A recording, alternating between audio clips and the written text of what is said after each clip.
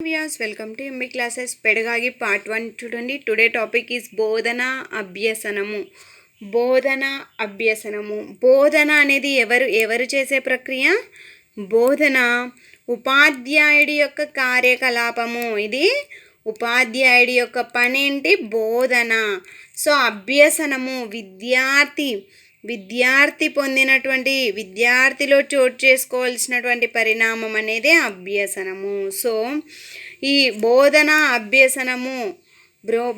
అభ్యసనము ప్రాథమిక భావన ప్రకారము బోధనా అభ్యసనాన్ని విద్యని ప్రాథమిక భావన ప్రకారం విద్యని బోధనా అభ్యసన అనే రెండు అంశాలుగా ద్విధ్రువ ప్రక్రియగా ప్రతిపాదించడం జరిగింది. సో ఎవరు ప్రతిపాదించాడు ద్విధ్రువ ప్రక్రియని అంటే యాడమ్స్ అనే విద్యావేత్త ద్విధ్రువ ప్రక్రియని ప్రతిపాదించడం జరిగింది. ఈ యాడమ్స్ ఏం చెప్తున్నాడంటే అభ్యసనము కోరుకోదగిన లక్ష్యాలను చేరుకుంటే అదే విద్య. అభ్యసనం అనేది కోరుకోదగిన లక్ష్యాలను చేరుకుంటే అది విద్య.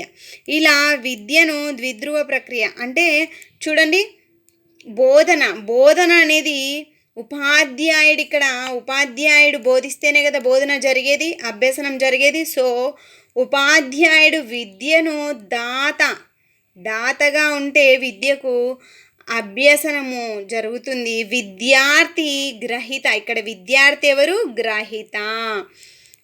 ఈ ఉపాధ్యాయుడు బోధించినటువంటి విద్యను విద్యార్థి గ్రహించి అభ్యసనాన్ని మెరుగుపరుచుకుంటాడు. సో ఉపాధ్యాయుడు అందించే విద్యా లక్ష్యాలను విద్యార్థి గ్రహిస్తే దాన్ని విద్య అంటారు. సో ఇది ద్విధ్రువ ప్రక్రియ అని యాడమ్స్ చెప్పడం జరిగింది. అలాగే త్రిధ్రువ ప్రక్రియ. సో విద్యలో త్రిధ్రువ ప్రక్రియ ఇది ఆధునిక విద్యకు సంబంధించి. ఆధునిక విద్య త్రిధ్రువ ప్రక్రియ. సో చూడండి, త్రిధ్రువ ప్రక్రియని ప్రతిపాదించిన వారు జాన్ డ్యూయి. ఎవరు? జాన్ డ్యూయి త్రిధ్రువ ప్రక్రియను ప్రతిపాదించడం జరిగింది. జాన్ డ్యూయి అనే విద్యావేత్త ఏమంటున్నాడంటే విద్య బోధన అభ్యసనం అంటే ఉపాధ్యాయుడు విద్యార్థి. ఇక్కడ జరిగినది ఏంది? ఉపాధ్యాయుడు విద్యార్థి మధ్య కదా, ఈ రెండు అంశాల మధ్య కదా ద్విధ్రువ ప్రక్రియలో. సో త్రిధ్రువ ప్రక్రియలో ఉపాధ్యాయుడు విద్యార్థి అంటే బోధన అభ్యసన అనేది కేవలం ఈ రెండు అంశాలకు సంబంధించిందే కాదు. అభ్యసన పరిసరంలో అంటే ఏదో ఒక పరిసరంలో అనేది అభ్యసన జరుగుతుంది, బోధన చేయడం జరుగుతుంది. కాబట్టి ఈ అభ్యసన పరిసరం అనే సాంఘిక పరిసరము. సో మనిషి సంఘజీవి కాబట్టి సాంఘిక ప్రభావం కూడా నేర్చుకునే అభ్యసన పట్ల తప్పకుండా ప్రభావం చూపుతుందని జాన్ డ్యూయి విద్యని త్రిధ్రువ ప్రక్రియగా ప్రతిపాదించడం జరిగింది. ఇక్కడ విద్యార్థి, ఉపాధ్యాయుడు, సమాజము అనే మూడు అంశాలు. విద్య అనేది త్రిధ్రువ ప్రక్రియ అన్నది జాన్ డ్యూయి, ద్విధ్రువ ప్రక్రియ అన్నది యాడమ్స్ అనేది గుర్తుపెట్టుకోండి. సో ఈ టాపిక్కి సంబంధించి బిట్స్ ఏ విధంగా అడుగుతున్నారంటే ప్రజెంట్ ఆధునిక భావన ప్రకారం విద్య ఏ ప్రక్రియ? త్రిధ్రువ ప్రక్రియ. సో ప్రాథమిక భావన ప్రకారము బోధన అనేది ద్విధ్రువ ప్రక్రియ. అంతే కదా, బోధన అనేది ద్విధ్రువ ప్రక్రియ. చూడండి, ద్విధ్రువ ప్రక్రియలో అంశం ఏంటి? ఏం అంశాలు ఉన్నాయి? ఉపాధ్యాయుడు విద్యార్థి. సో త్రిధ్రువ ప్రక్రియలోని అంశాలు ఉపాధ్యాయుడు విద్యార్థి మరియు పరిసరం అన్న పెట్టుకోవచ్చు, సమాజం అన్న పెట్టుకోవచ్చు. సరేనా, ఏది ఉంటే అది ఆప్షన్స్లో. సో విద్యను ద్విధ్రువ ప్రక్రియ అని ప్రతిపాదించింది ఎవరు? యాడమ్స్. త్రిధ్రువ ప్రక్రియ అని ప్రతిపాదించిందేమో జాన్ డ్యూయి. చూడండి, ప్రవచనం అంటే ఏంటి? ప్రవచనము అంటే ఇది ఒక చర్చ.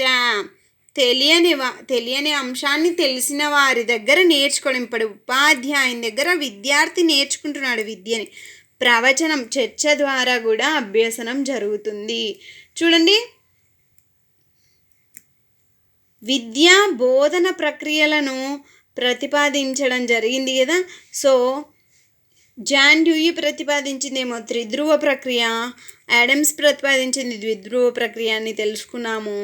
ప్రజాస్వామ్య దేశంలో బోధన ఏ విధంగా జరుగుతుంది? ఇప్పుడు ప్రజెంట్ అంటే విద్యార్థి కేంద్రీకృతంగా బోధన జరుగుతుంది. ఇప్పుడు మనం పాఠశాలలో జరుగుతుంది, విద్యార్థి కేంద్రీకృతమైనటువంటి బోధన జరుగుతుంది. ఆధునిక కాలానుగుణంగా బోధనను ఒక కళగా పరిగణించడం జరిగింది. చూడండి, పరిశోధనాధార అభ్యసనంలో ఇక్కడ పరిశోధన అంటే ఎక్స్పెరిమెంట్స్ కదా. పరిశోధనాధార అభ్యసనంలో అభ్యాసకుని భాగస్వామ్యం ఏ విధంగా ఉంటుంది? క్రియాత్మకంగా ఉంటుంది. ఎందుకు?